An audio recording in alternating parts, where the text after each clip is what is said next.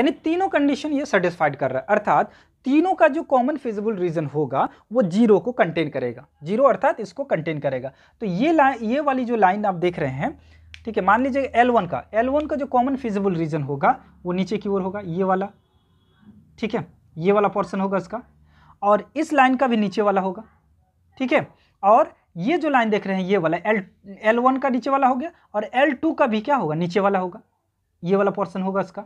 यानी तीनों का कॉमन रीजन कौन सा है, यही वाला कॉमन रीजन है। Hello everyone and welcome to my channel. हम लोगों ने ऑप्शनल पेपर मैथमेटिक्स शुरू किया था, जिनका भी ऑप्शनल पेपर मैथमेटिक्स है बीपीएससी एंड यूपीएससी में, उसके लिए बहुत ज़्यादा फ़ायदेमंद है, ठीक है। अगर वो ग्रेजुएशन भी कर रहा है तो उसके लिए भी ये फ़ायदेमंद होगा, क्योंकि ग्रेजुएशन के जितना भी सिलेबस है लगभग वो यूपीएससी एंड बीपीएससी में है, ठीक है। तो चलिए हम लोग आज डिस्कस करेंगे ग्राफिकल मेथड का लास्ट लेक्चर, ठीक है। तो इसमें मैंने एक क्वेश्चन लिखा है, ठीक है, solve the LP problem graphically, ठीक है। ग्राफिकल मेथड से हमको इस एलपी के प्रॉब्लम को, लीनियर प्रोग्रामिंग प्रॉब्लम को सॉल्व करना है, ठीक है। तो मैंने इससे पहले 3 क्वेश्चन को सॉल्व किया है, अगर आपने नहीं देखा है तो आप प्ले लिस्ट में जाकर उन वीडियोस को देख सकते हो। तो इस प्रॉब्लम को हम लोग ग्राफिकल मेथड से सॉल्व करेंगे। मैंने यहाँ लिखा solution, the given LPP is, ठीक है, जो दिया हुआ मैं उसको उतार दिया है, ठीक है। तो given LPP and subject to constant, यानी यहाँ पे मैंने उतार दिया है, ठीक है। यहाँ पे कुछ समझाना नहीं है तो टाइम बचाने के लिए मैंने इसको उतार दिया, ठीक है। उसके बाद we convert all the constants and non negative restrictions into equation. यहाँ पे जितने भी कांस्टेंट दिया हुआ है और नॉन नेगेटिव रिस्ट्रिक्शन है उसको सबसे पहले हम लोग क्या करते हैं, इक्वेशन में कन्वर्ट करते हैं। तो इक्वेशन में कन्वर्ट कर दीजिए इसको, यानी x1 + 2x2 = 20, इक्वेशन 1 मान लिया इसको। उसके बाद सेकंड कांस्टेंट क्या होगा, x1 + x2 = 15, इक्वेशन 2 मान लिया इसको। उसके बाद x2 = 8, इक्वेशन 3 मान लिए। उसके बाद non negative restriction x1 = 0, x2 = 0, ठीक है, इसको हम लोग 4 मान लिए। उसके बाद हम लोग क्या करते हैं, ग्राफ हम लोग को ड्रॉ करना रहता है, और ग्राफ ड्रॉ करने से पहले हम लोग को क्या करना पड़ता है, पॉइंट फाइंड करना पड़ता है, ठीक है। जो यहाँ पे इक्वेशन दिया है इससे हम लोग पॉइंट को फाइंड आउट करते हैं, ठीक है। तो पॉइंट को फाइंड आउट करने के लिए एक बार हम लोग x1 को 0 लेते हैं, एक बार x2 को 0 लेते हैं, उसके बाद टोटल पॉइंट को फाइंड आउट करने के बाद हम लोग ग्राफ खींचते हैं, ठीक है। तो चलिए हम लोग पहले इक्वेशन में, अगर हम लोग पहले इक्वेशन की बात करें, फ्रॉम इक्वेशन 1 की बात करें, और इक्वेशन 1 में अगर हम लोग पुट कर देते हैं, क्या पुट कर दें, x2 = अगर 0 पुट कर दें इसमें, x2 = 0 तो ये 0, यानी x1 = क्या हो जाएगा, 20, ठीक है। तो क्या हो जाएगा, x1 = आपका निकल जाएगा x1 = 20, ठीक है, 20 निकल गया। तो ये देखिए, तो ये पॉइंट को अगर हम लोग a मान लेते हैं तो ये पॉइंट क्या हो जाएगा, यानी 20, 0, ठीक है। ये कहाँ पे कट करेगी, ठीक है, तो ये 20 x1 एक्सिस पर कट एट x1 एक्सिस, ठीक है। इक्वेशन 1 में ही हम लोग अगर सेकंड पॉइंट की बात करें कि x2 एक्सिस पर किस जगह पे कट करेगी, तो हम लोग पुट कर देते हैं क्या, x1 = इस बार 0 पुट करेंगे तो x2 क्या निकल जाएगा, यानी ये 0 हो गया, तो x2 बराबर क्या हो जाएगा, x2 = 10 हो गया, ठीक है। इस पॉइंट को अगर हम लोग मान लेते हैं b है, ठीक है, तो b पॉइंट क्या हो जाएगा, 0, 10, ठीक है। ये कट करेगा कहाँ पे, कट एट x2 एक्सिस पर कट करेगी, ठीक है। उसके बाद सेकंड इक्वेशन की बात कर रहे हैं हम लोग, ठीक है। तो सेकंड इक्वेशन में फिर क्या करेंगे हम लोग, फ्रॉम इक्वेशन सेकंड, ठीक है, तो पुट कर देते हैं हम लोग, पुट x2 = 0, तो x1 क्या आ जाएगा, x1 = 15 आ जाएगा, तो x1 = 15। तो अगर इस पॉइंट को हम लोग c मान लेते हैं तो पॉइंट मेरा क्या हो जाएगा, 15, 0, ठीक है, कट एट, ठीक है, x1 एक्सिस, ठीक है। और सेकंड पॉइंट इसी से अगर बात करेंगे तो पुट कर देते हैं हम लोग x1 = 0, देन x2 मेरा निकल जाएगा, यहाँ पे x2 क्या निकल जाएगा, x2 यहाँ पे जब हम करेंगे तो पुट करेंगे तो ये 0 हो गया, तो बन गया यानी x2 = 15, ठीक है। तो इसे अगर हम लोग d मान लेते हैं, तो पॉइंट d मान लेते हैं, तो क्या हो जाएगा, 0, 15, ठीक है, 0, 15 ये पॉइंट हो गया, कट एट, कहाँ कट करेगा ये, तो कट एट x2 एक्सिस, ठीक है, x2 एक्सिस पर कट करेगी। और ये तो पैरेलल है, x2 बराबर दिया हुआ है क्या 8, तो ये पैरेलल है, तो ये मतलब कि x 1 एक्सिस के पैरेलल में जाएगा, ठीक है। ये सिर्फ किसको कट करेंगे, x2 एक्सिस को, ठीक है। तो आइए हम लोग अब ग्राफ को ड्रॉ करते हैं कि कैसे हम लोग ग्राफ ड्रॉ करते हैं।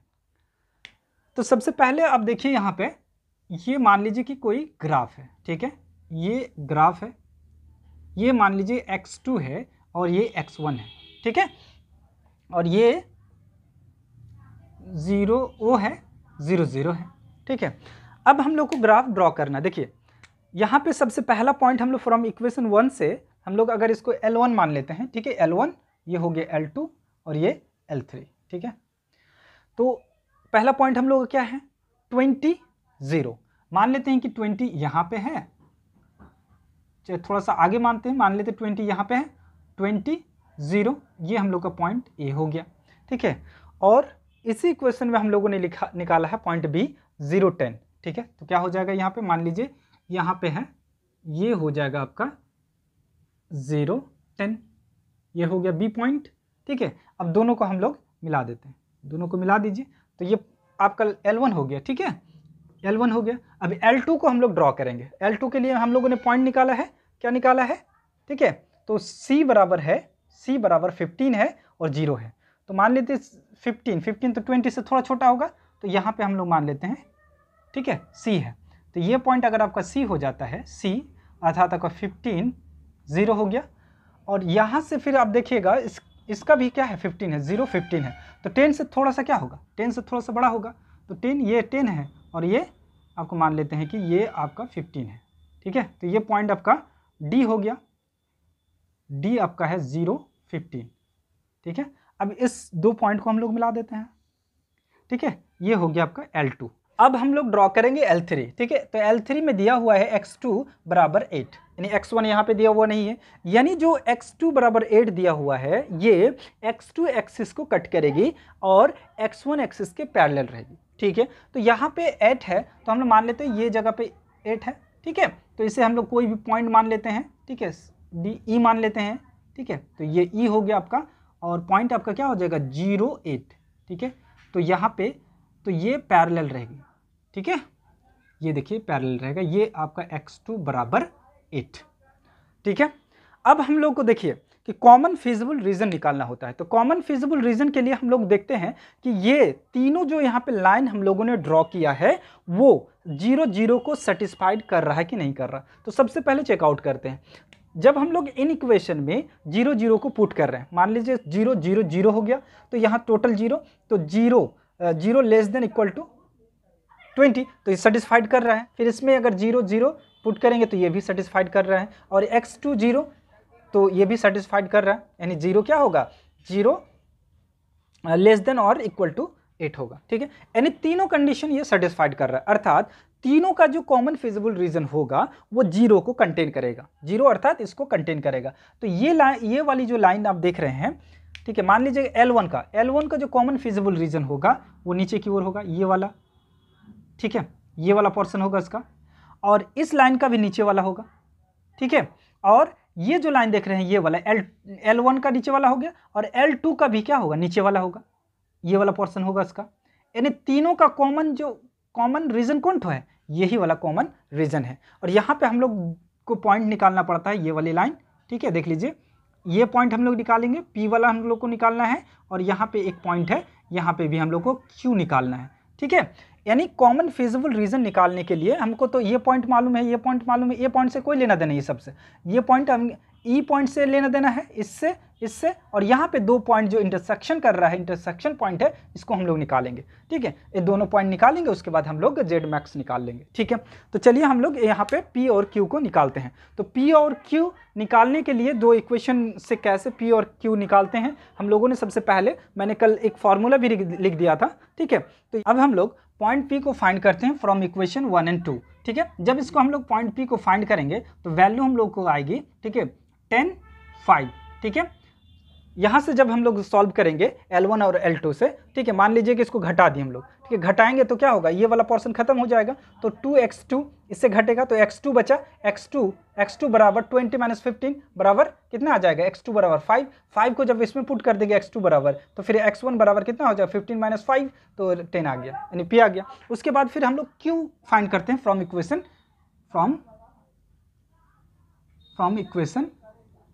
इक्वेशन देखिए कहाँ पे कट कर रहा है, कौन सा, L1 और L3, ठीक है, यानी इक्वेशन 1 and 3 से, ठीक है। इसमें से जब हम लोग Q को फाइंड करेंगे तो Q हम लोग का आ जाएगा कितना, Q बराबर आपका आ जाएगा 48, ठीक है, तो 48 आ गया। अब हम लोग क्या करते हैं, ऑब्जेक्टिव फंक्शन को फाइंड आउट करते हैं, ठीक है। तो ऑब्जेक्टिव फंक्शन हम लोग को यहाँ पे क्या दिया हुआ है, ठीक है, तो z बराबर 3x1 प्लस 5x2 दिया हुआ है, तो यहाँ पे हम लोग फाइंड करते हैं कॉमन फिजिबल रीजन हम लोग का निकालना है, कौन वाला पोर्शन, ये वाला पोर्शन हम लोग का कॉमन फिजिबल रीजन का 2 पॉइंट हम लोगों ने फाइंड आउट कर लिया, कितना हो गया, ये हो जाएगा आपका 4 8, ठीक है, और ये हो गया आपका 10 5, ठीक है, सारा निकल गया। अब हम लोग को कॉमन फिजिबल रीजन तो हम लोग का क्या हो गया, कौन सब, देखिए ओ कॉमन फिजिबल रीजन की अगर बात कर, कॉमन फिजिबल रीजन, ठीक है, तो कौन वाला पोर्शन हो गया, देखिए ओ, ठीक है, ओ के बाद यहाँ पे सी लिया हूँ यहाँ पे तरफ, ठीक है, तो सी पॉइंट ये हो जाएगा सी के बाद पी के बाद क्या हो जाएगा क्यू के बाद ई के बाद ओ, ये वाला पोर्शन कॉमन फिजिबल रीजन हो गया मेरा, ठीक है। अब हम लोग को निकालना है मैक्स जेड, ठीक है, मैक्स जेड के लिए हम लोग सबसे पहले जितना भी पॉइंट है कॉमन फिजिबल रीजन को, ठीक है, कंटेन जो करता है वहाँ पे हम लोग मैक्स जेड निकालते हैं। तो मैक्स जेड निकालिए, तो z एट 0 0 पर पहले निकाल लीजिए, तो 0 0 पर 0 ही देगा, फिर z एट उसके बाद c पर निकाल लीजिए, तो z एट 15 0, ठीक है, बराबर z बराबर क्या हो जाएगा, यहाँ पे z बराबर होगा, ठीक है, z बराबर 0, यहाँ पे फिर z बराबर क्या हो जाएगा, जब इसको हम लोग इसमें रखेंगे 15 को तो क्या हो जाएगा 15 × 45, ये वाला पोर्शन 0 तो 45, ठीक है। उसके बाद z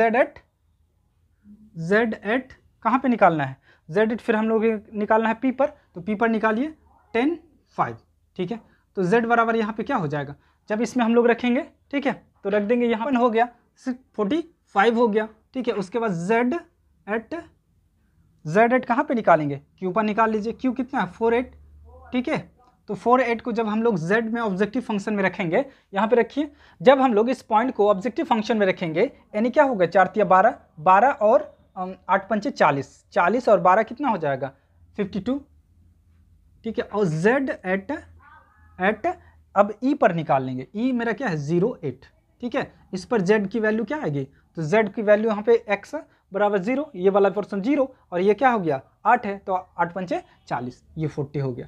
और हम लोग को निकालना क्या है, हम लोग को निकालना है z मैक्स। तो यहाँ पे आप देख सकते हैं कि z मैक्स अगर आप मैक्सिमम वैल्यू किस में दे रहा है, ठीक है, तो मैक्सिमम वैल्यू किस पॉइंट पर आ रही है, तो z का जो मैक्सिमम वैल्यू है वो आ रहा है आपका यहाँ पे, यानी p पॉइंट पर, ठीक है, तो यानी z मैक्स का जो x1 की वैल्यू क्या हो जाएगी, x1 की वैल्यू क्या हो जाएगी, यहाँ पे x1 की वैल्यू 10, ठीक है, और x2 की वैल्यू 5, ठीक है, और मैक्स z की वैल्यू क्या हो जाएगी, मैक्स z की वैल्यू हो जाएगी आपका 55, ये आपका आंसर हो गया, ठीक है।